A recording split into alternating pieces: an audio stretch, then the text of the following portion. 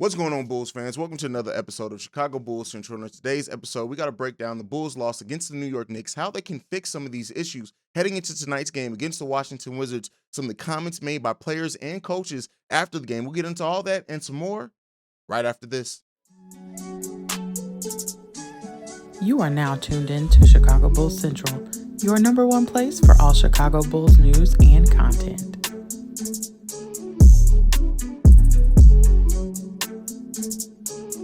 All right, beautiful people. So I know that we did break down the game yesterday. If you are subscribed to the channel, make sure you're also tuning into those live streams, those post-game live streams, if you want my raw thoughts after the game. Now, we're going to try to break it down a little bit more of a constructive level on today's episode, a little bit more analytical to just see what's going on with this team. What are some of the things that they can fix? Stuff like that. We'll also be talking about the Washington Wizards game. Petty Roosevelt did make an appearance last night, so we're not going to have that today. Let's go ahead and get into it.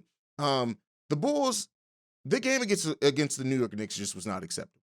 While it's you can't blame it all on just one thing in that game against the New York Knicks. You can't say it was just Billy Donovan's lack of adjustments, because he did make some adjustments. Just being honest, Billy Donovan did make some adjustments in that game to the way that they were defending the pick and roll, specifically down the stretch of that game, and they were needed adjustments. But when you look at like the offensive adjustments weren't quite what they were, and then specifically not using some key personnel when you needed to use. Now, in this game, Zach and DeMar combined for over 64 points. Nikola Vucevic had another double-double at 16 points, 13 rebounds, assists, a couple of assists, a block, some steals. Nikola Vucevic was not the issue in tonight's game. And I know a lot of Bulls fans are going to look at, especially casual fans, are going to look at the box score and say, oh, well, look at what Mitchell Robinson did. Clearly the issue was Vooch, when that wasn't it when you watched the game. One of the things that did hurt the Bulls, or a big part of what hurt the Bulls, are the offensive rebounds that they allowed the New York Knicks to have. On top of that, how the New York Knicks converted 13 offensive rebounds to over 20 second chance points. When you pair that with the Bulls' turnovers, it's always going to be a recipe for disaster for the Chicago Bulls. And that's what we saw in that game last night. The Bulls did not have enough to overcome the second chance points that the New York Knicks were getting consistently, and they just did not combat it. And then when you look at the top, to add on to that, the fact that Kobe White played 21 minutes was terrible. And in a game where the Bulls needed size, Patrick Williams, 13 minutes, Tristan Thompson, 14 minutes. This was a game, especially with the way that the game was going, that we needed to see, and we deserved to see more minutes from those players, in my opinion, to help combat what was going on the offensive boards for the New York Knicks. When you don't do that, you run into an issue with winning the game. Now, after the game, Patrick Williams even talked about the fact that he took 0 shots in 13 minutes. But the thing is, the offense wasn't the issue here, right? I know a lot of Bulls fans judge Patrick Williams based off his aggression or lack thereof offensively. What he can do defensively is what it is. It's great what he can do defensively in a game in which you needed some more size. Patrick Williams should have played more down the stretch of this game. Period, point blank. I'm not hearing Billy Donovan's excuse for the fact that, he didn't think that Patrick Williams had the legs to guard RJ Barrett. Listen, nobody did. Did you see what RJ Barrett did to us down the stretch? So nobody was doing a good job at guarding RJ Barrett. So with that being said, when you need the size, when you need the potential for more offensive rebounding, Patrick Williams should have played more down the stretch of this game. Period. When you look at the way that everything went in this game, and the fact that Patrick Williams already had one offensive rebound, the fact that only Nikola Vucevic had 2 offensive rebounds, Tristan Thompson had 2 offensive rebounds, and Patrick Williams had 1 offensive rebound. Those are second chance points for the Chicago Bulls. Nobody else gets you any. Ayo Dosunmu had 1 as well. We know Ayo plays with active. He plays with activity. With that being said, like Patrick Williams or Tristan Thompson, if you didn't trust Patrick Williams, should have played more down the stretch of this game when you got the lead down close and you needed extra possessions.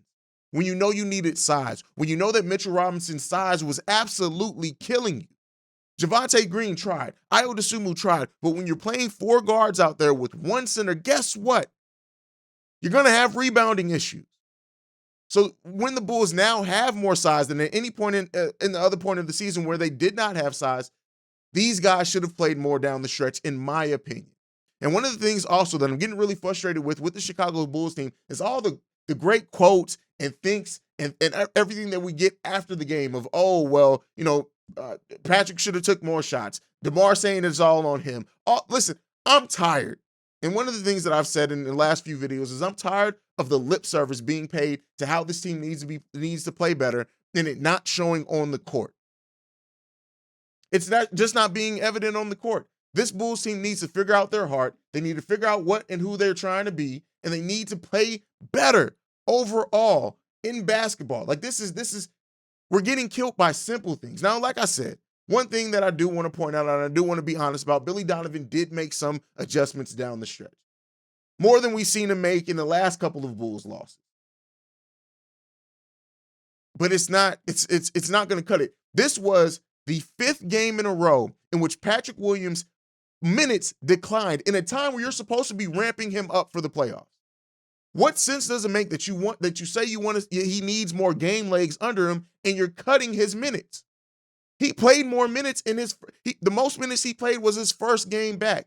So if you're trying to get a player to get their legs back under them, what sense does it make to cut their minutes continually game after game for a player that you want to get his game legs back under him? It makes no sense. It makes no sense. The Bulls got off to a great offensive start, but it did not hold up. Now, when we look at the Washington Wizards game coming in, and one of the best things about NBA basketball is the fact that the next game is always on the horizon. The Washington Wizards are an opponent that, at least on paper, the Bulls should be able to beat. But one thing that we know and that we're seeing with this Bulls team, they can lose to anyone. Kristaps seems to be reinvigorated down in Washington. The Bulls can't take this lightly. They can't.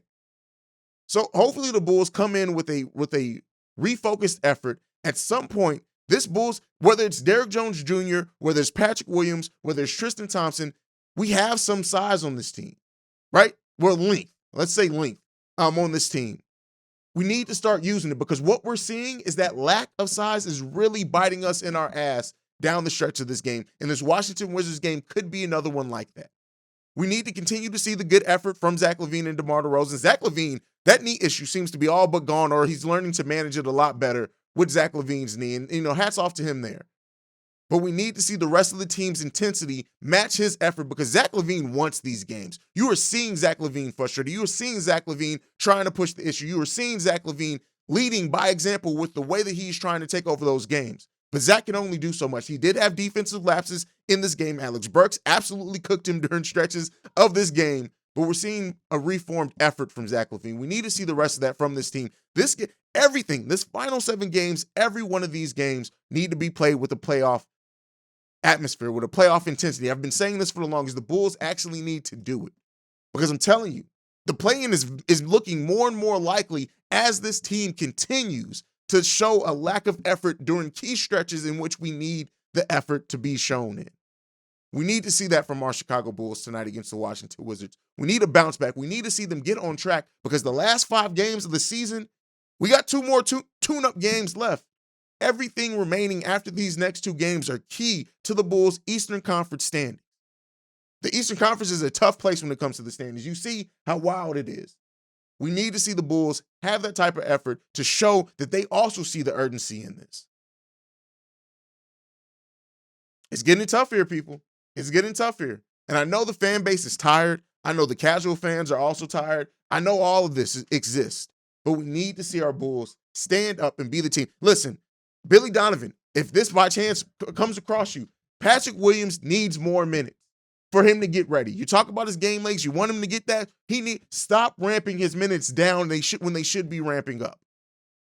Also, before we go, we do have a positive update on Lonzo Ball. Looks like he's going to be reevaluated between the 7 and 10-day mark. Yesterday was the 7-day mark. So we're looking at the next couple of days for him to be reevaluated for a possible return. So don't be surprised if by the end of this week, we have a better picture of when Lonzo Ball is going to return if he's not back in contact practice by then. I do expect Lonzo Ball to be back next week with what's been said so far. Now, if some other news comes out, that could change. But hey, everything looks well. Billy Donovan even said Lonzo was really working hard to come back because he wants to return for this team by the playoffs and help this team continue to win. And we need it. We need it.